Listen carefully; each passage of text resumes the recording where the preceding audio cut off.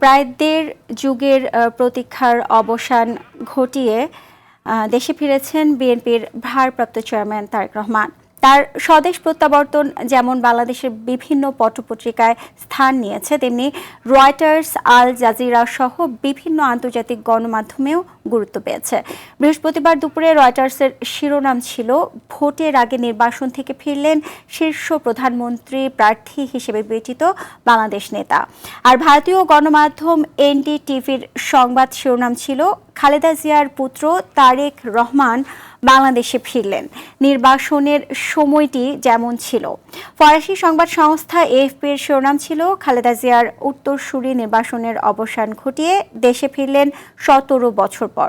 BBC বাংলার ওয়েবসাইটে তারেক রহমানের স্বদেশ প্রত্যাবর্তনের খবর লাইভ প্রকাশ করা হয়। এর শিরোনাম ছিল, 17 বছর পর ঢাকায় তারেক রহমান।